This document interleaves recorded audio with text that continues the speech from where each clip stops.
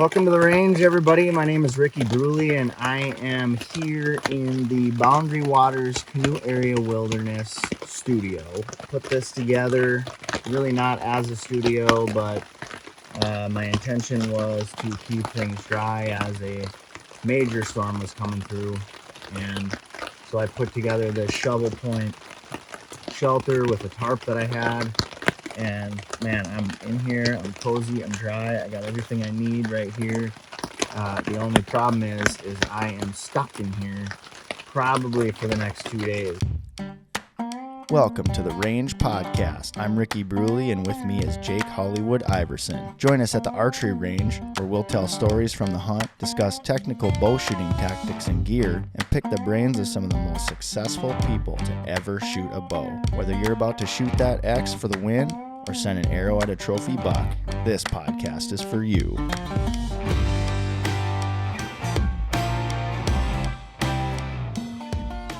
The Range Podcast is brought to you by Vapor Trail Archery, makers of the best bowstrings money can buy, originators of limb-driven arrow rest technology, and innovators of Stokerized stabilizer systems.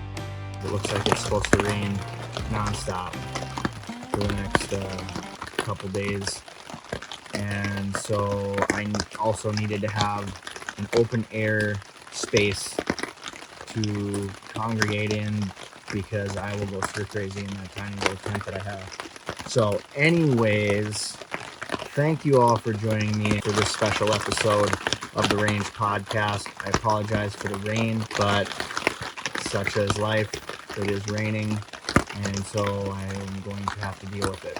Make sure that you head on over to our Vapor Trail YouTube channel, hit subscribe, give it a like, and also hit the bell so that you can get notified on anything archery related, or I guess backcountry related. So yeah, since I'm out here, I won't be able to record an episode with Hollywood, so I figured I would just do my best to do it remotely. And so here we are. We're just gonna have a little story time, and gonna kind of take it from there. So this whole trip, I absolutely love it up here. It's the closest thing that you can get to being out west in the mountains right here in Minnesota. And I usually try to get out here for like a week, at least once a year. It's just amazingly beautiful out here. Even these rainstorms, just get me kind of excited too.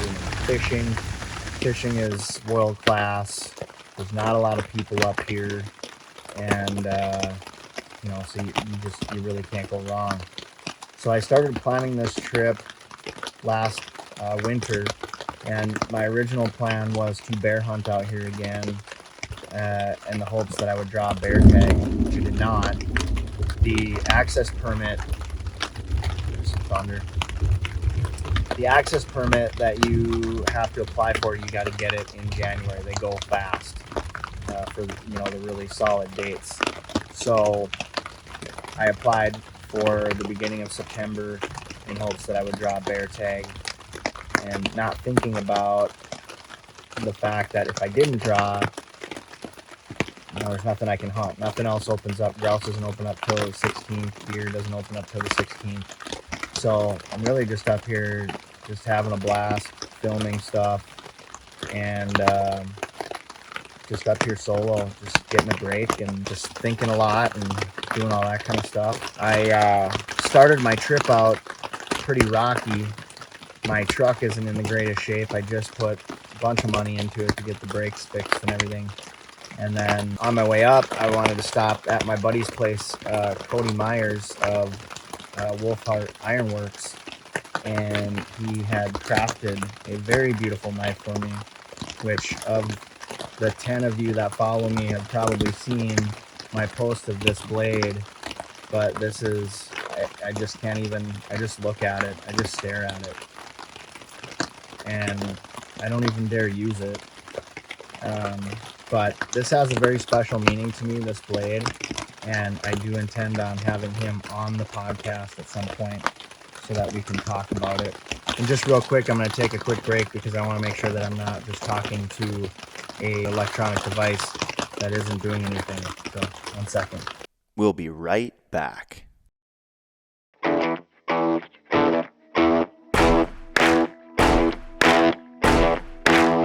Coming this Friday, June 30th, is our brand new online arrow customizer. Build your Victory or Easton arrows with multiple vane options, configurations, and custom arrow wraps in a large array of designs and colors.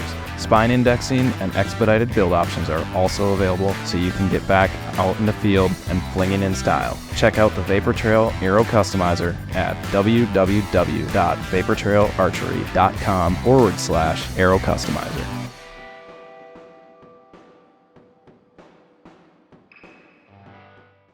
All right, so we're good. So we're like 5 minutes in. I feel like I've been talking for a half hour. So where were we? Oh yeah. So stopped off at Wolfhart Ironworks.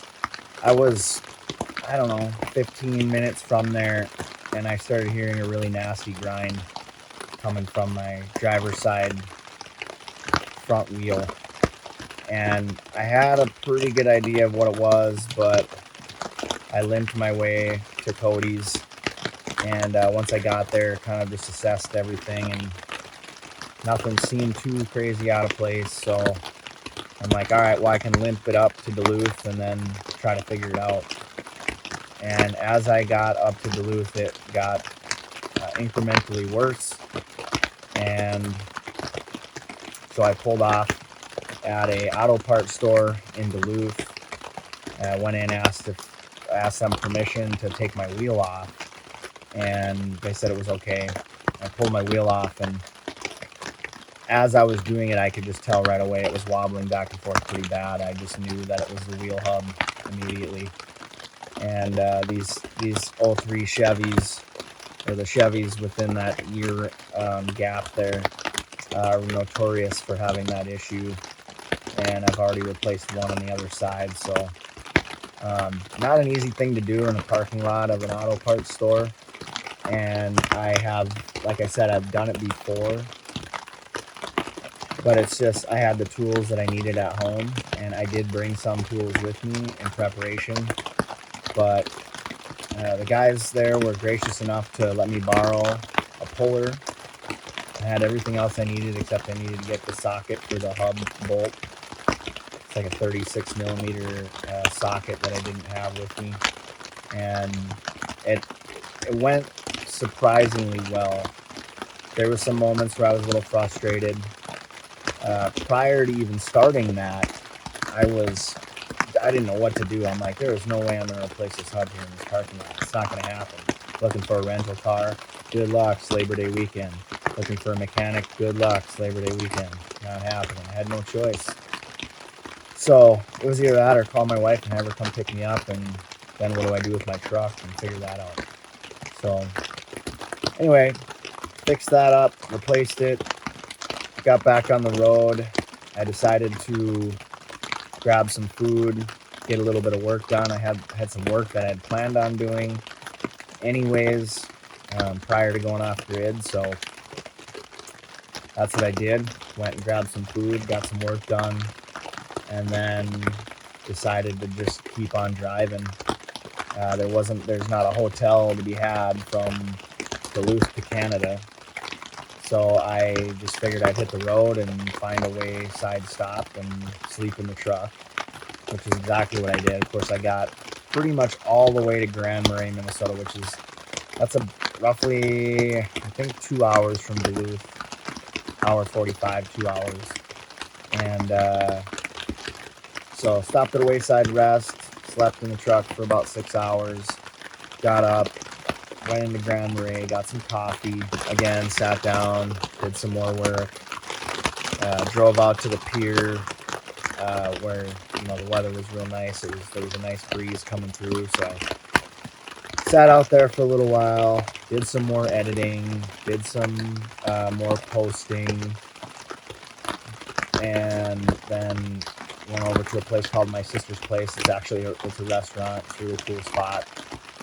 Sat down, did some more editing, did some more work. I had to charge my devices.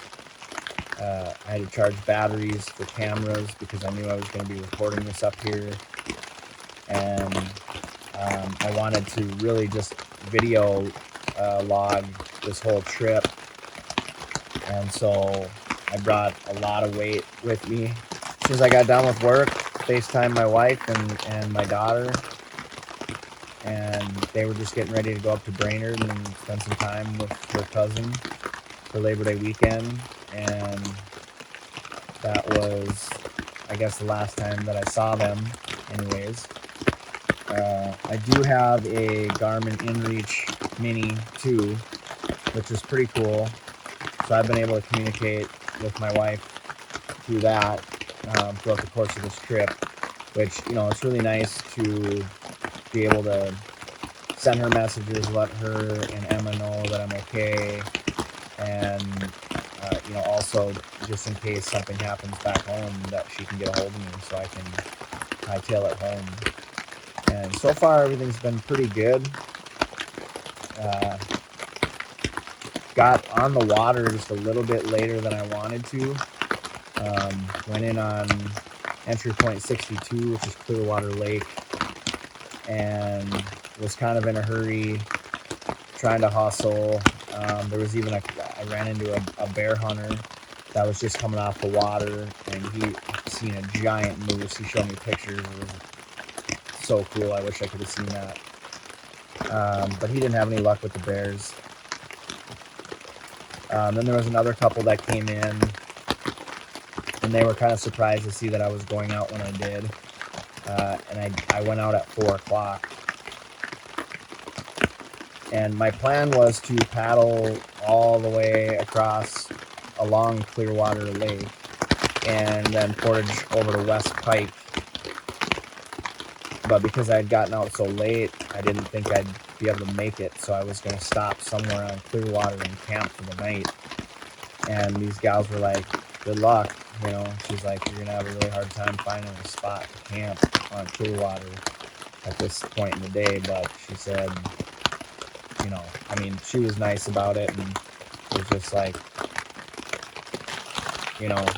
be safe and hope you find a spot. And lo and behold,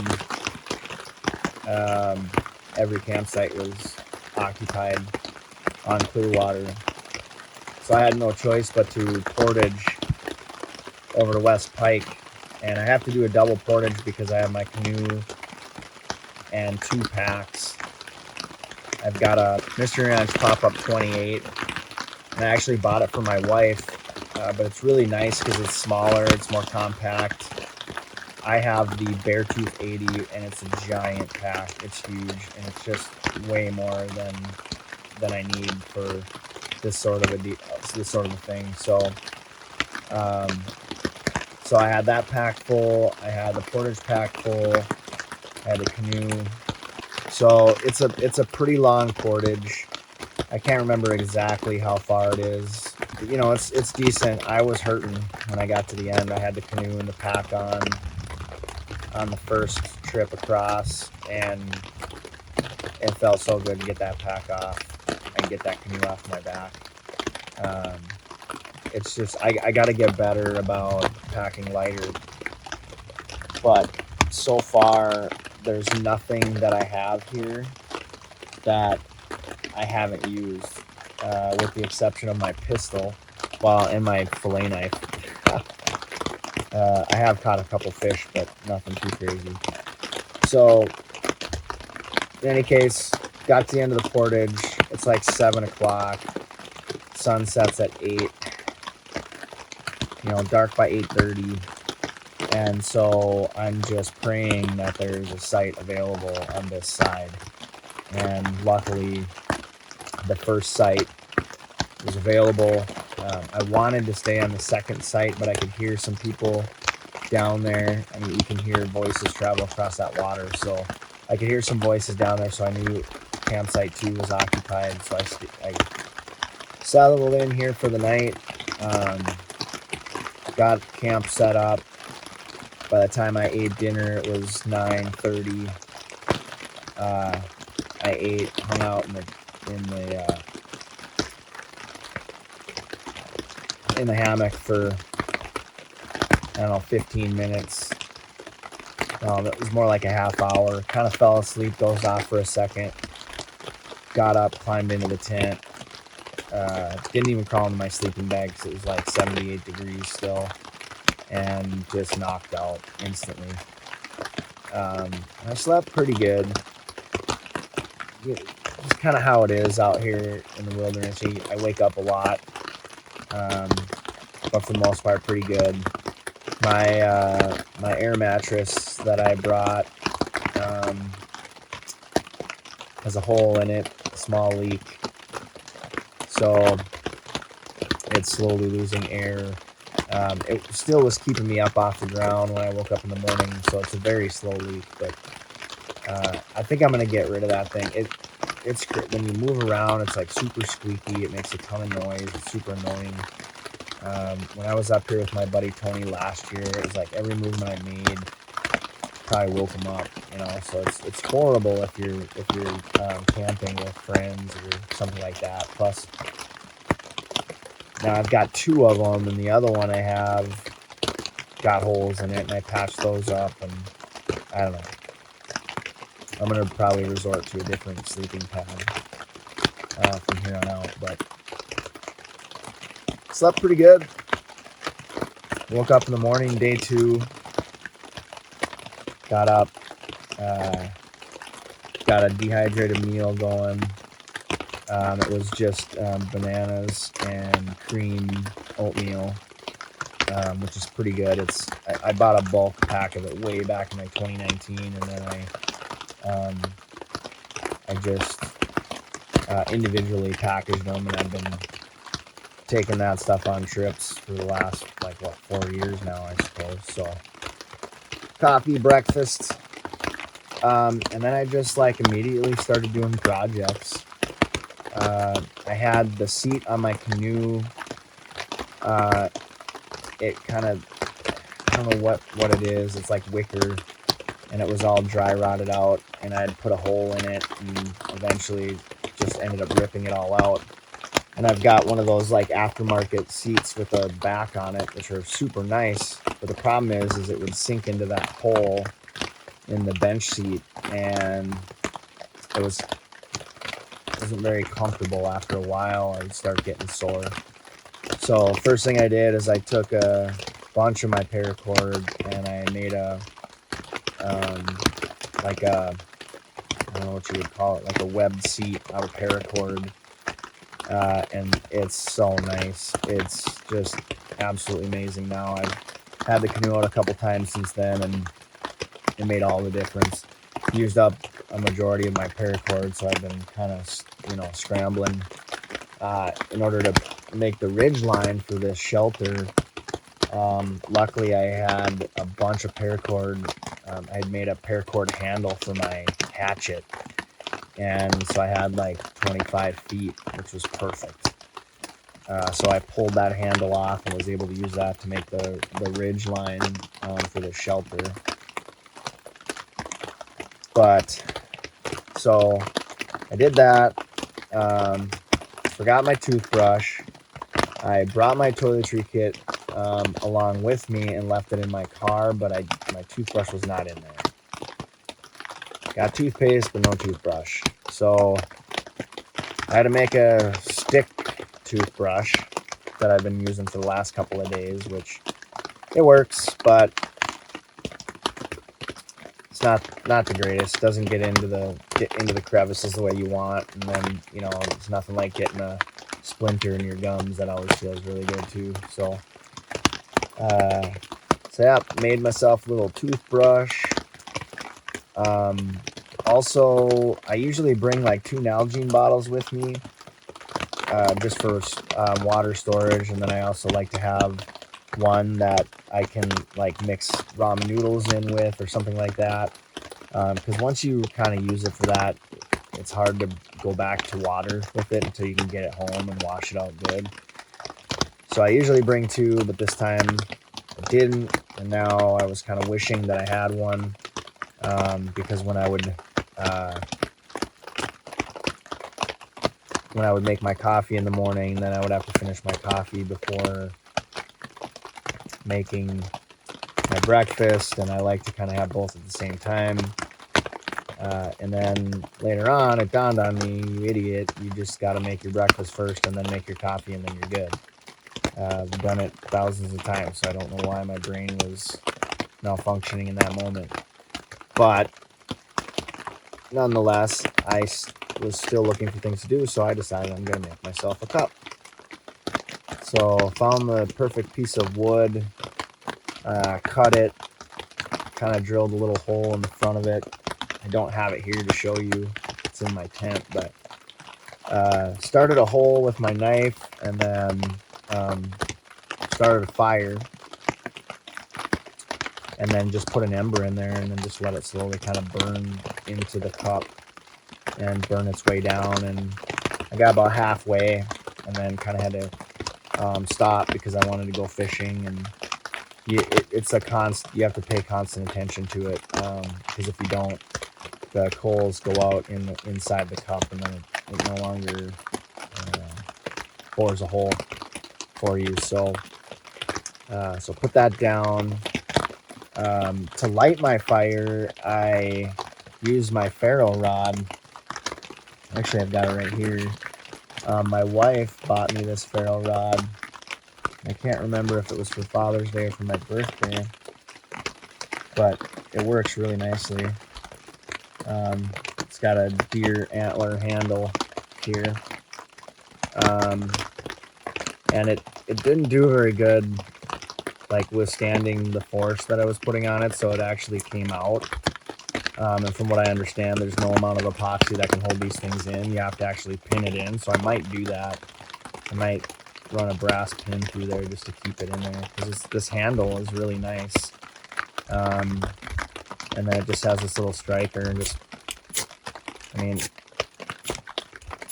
makes a pretty heavy duty spark. So I have a lighter, but I wanted to try some things out, so I looked around. I found a dead Norway pine on the ground, and I cut a branch off. When you cut them really close to the trunk of the tree, closer to the ground, that all of the tree sap like kind of settles in those little joints.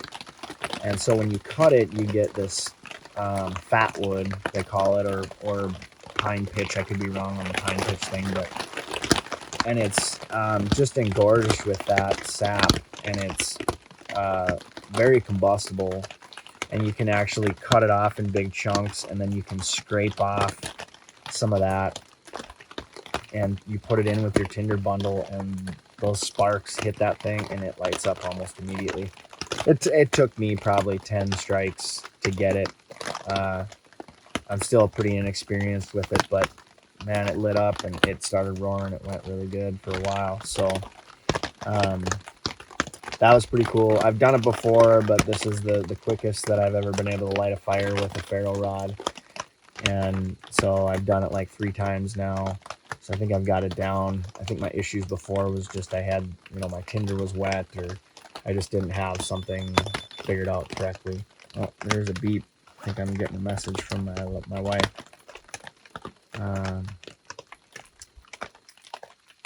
I let her know about the storm was pretty wicked. She said, "Yikes, I was worried about you. I'm glad you're okay." So, yeah, these thunderstorms are supposed to continue to roll through, and right now it's pretty chill, but I guess we'll see. My tent held up pretty good. It's still pretty dry in there. I went and checked it out.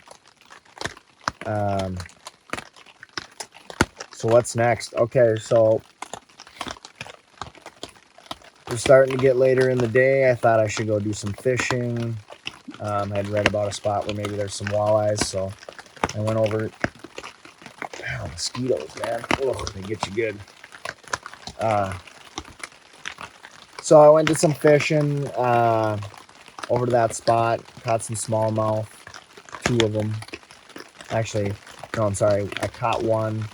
I had one actually chase my line up to the boat, and then I had another one grab, but I didn't set the hook right. So assuming those were all smallmouth, not 100% sure, but so yeah, that was that. I had a little bit of fun there. Paddled back to camp.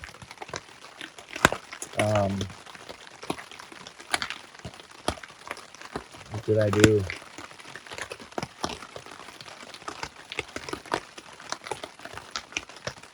think what I did.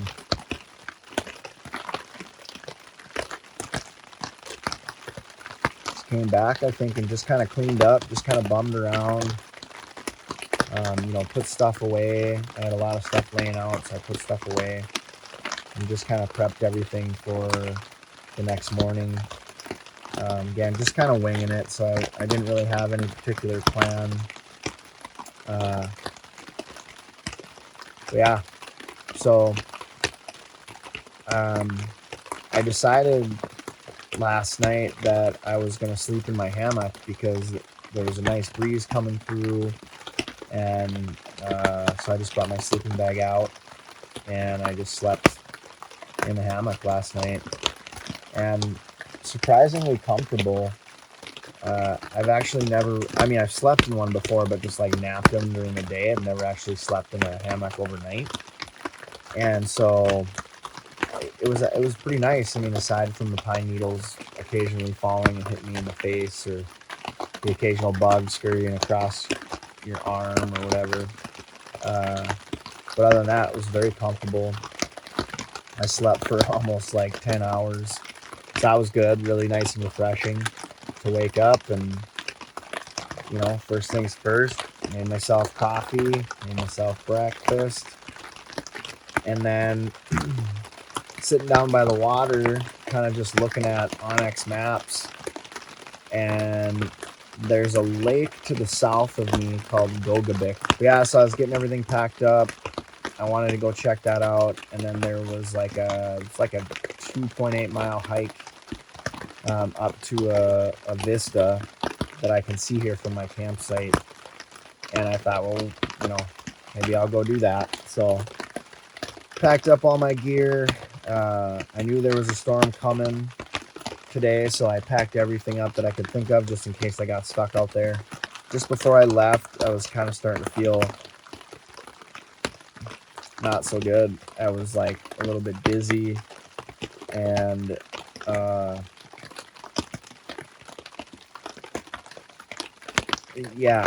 and my stomach was feeling kind of funny, and I was like, man, I really hope that I didn't get Giardia.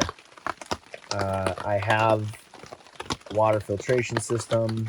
It's new to me, and I started kind of thinking about the possibility of somehow contaminating my drinking water using that unit. And I did do one meal where I just took water straight from the lake, but I boiled it for quite some time. The water up here is so clean and so clear. It's like I just want to drink it right out of the lake, but that would be foolish. So anyway, I boiled it, but I thought maybe I didn't boil it long enough, or who knows. And I don't know, once I got to the other side of the lake and kind of started my hike, I started feeling a little bit better. I was drinking a ton of water, as much as I possibly could, try to stay hydrated, and I think that's ultimately what it was. I was just feeling getting dehydrated. Yeah, started the hike. It's like 150-foot climb. I guessed about 200, but when I checked Onyx, it's about 150 or 160-foot climb to get to the lake. So it's really kind of cool, and it's just like way up there. And just a small little lake. There's 2 campsites out there, and I thought about just putting up a spike camp out there today, but then I really got nervous about the weather coming through. I just felt like it was just a bad idea to try to test nature in that way. I figured if I could get back to camp in time, I could throw up a somewhat primitive shelter here, and if something were to go haywire, at least I have my tent that I can climb into, and my sleeping bag and my pad and everything to keep me warm. So I decided to not stay up there, but hiked all the way to the top of the vista. The view was not spectacular. There's still a lot of trees, couldn't see super far. There's a lot of smoke that's come through from the Canadian wildfires, which I can't believe there's any of Canada left. It seems like fires have been burning all summer nonstop up here. The air quality's been horrible, and I won't even get into the conspiracy theories that go through my head about that whole situation. But in any case, hung out up there for a half hour. I actually had service when I was up there. My phone started buzzing when I got up there, so I called my wife and I talked to her on the phone. And Emma was asleep, so I wasn't able to talk to her. But yeah, had a snack, turned around, and then started hightailing it back. I was cutting it pretty close to the storm, and so I cruised out of there. Took a dip into Gogabik quick. I was like overheating, and so I stripped down to my skivvies, and I was gonna jump in the lake, but it's not very deep. It's pretty shallow, quite a ways out, and it's all rocky, so it's really hard to walk on, really hard to get out there. So I just got out as far as I could to dip in enough, and that was just amazing, super refreshing. And yeah, so got out of there, hiked the rest of the way back down to West Pike Lake where I'm at now. Put the canoe back in the water, and you could see the thunderhead coming in from the southwest, and I got some pretty cool shots of that coming in from behind. And so I just hightailed it back over here to my campsite. When I got closer, I was like, I got a little bit of time, so I dropped a line in the water for about 20 minutes. Didn't catch anything. Came up and just real quick threw up this tarp and just kind of got everything set up and ready for the storm. And man, that was wild. It was like no storm that I have ever been through in the wilderness. There's been times where I've rode out thunderstorms and ground blinds when I'm hunting, or there was one night my wife and I slept in the tent at a campground, and we had a pretty good thunderstorm come through. But always with the luxury of being able to get to a vehicle quickly if you have to. And so like out here, it's just there's no way. This is where I'm at. I'm not going anywhere. I'm stuck. Oh wow, that was really close. That was really, really close.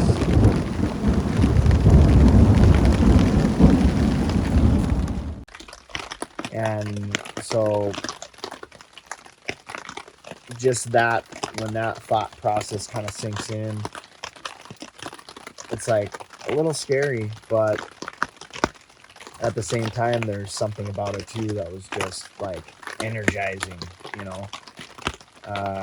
and so thankfully this shelter is just perfect for this. I mean, it's been raining for, I don't know, what time is it? It's 8:34 now. It started at 6 o'clock. Got really bad at 6:30. I mean, the thunderclaps, that lightning was close. Just sends, shivers up your spine. The rain was coming down hard too. I was a little worried about my tent, but it held up pretty good. My hammock looked like a sail in the wind. It's funny. Yeah, so that all brings us to, I guess, this moment. And it's just a cool experience being up here. And every time I come out here, or I'm in the mountains, or I'm in the backcountry somewhere, it changes you, changes me, and always for the better. But you're able to just think about things that you can't think about in the day-to-day, and you're just kind of sitting here in your thoughts and really just analyzing. And so the plan for the next day, I guess, is just going to be sit in the shelter until the rain clears. That might not be till today is Tuesday. That may not be till Thursday morning. And so I might be stuck in here all day tomorrow. But, I got books to read. I got journals to write in. I got thoughts to record. you name it. I'll find ways to keep myself occupied. So I think that brings us to the end of this episode. And make sure, once again, that you head over to the Vapor Trail YouTube channel and subscribe. Give this video a like and click the bell so that you can get notified about all things archery and backcountry. And with that, I am going to pack up all of my gear here and put it into my tent and leave the Range VWCA studio.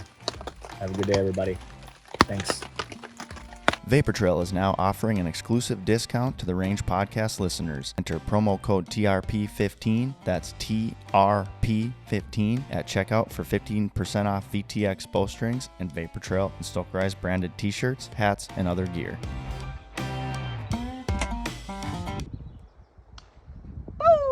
Heard it. Nice I shot. don't know what in the hell went flying.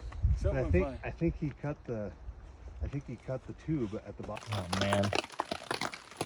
Stinking moth. Seems to drive me nuts.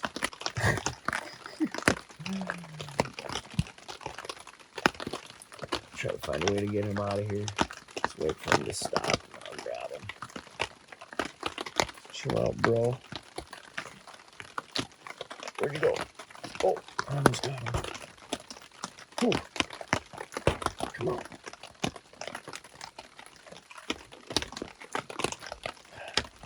Got him. He'll probably be back. Anyway, there are yep, there he is. There are freaking thousands of these moths everywhere. Like he's in my boot. Got my boot.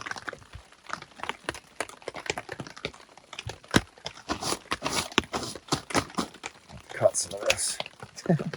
Oh, there he is.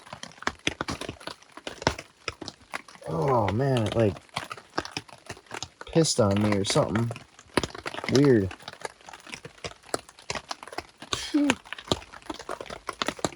that's crazy. I've never had a moth do that before.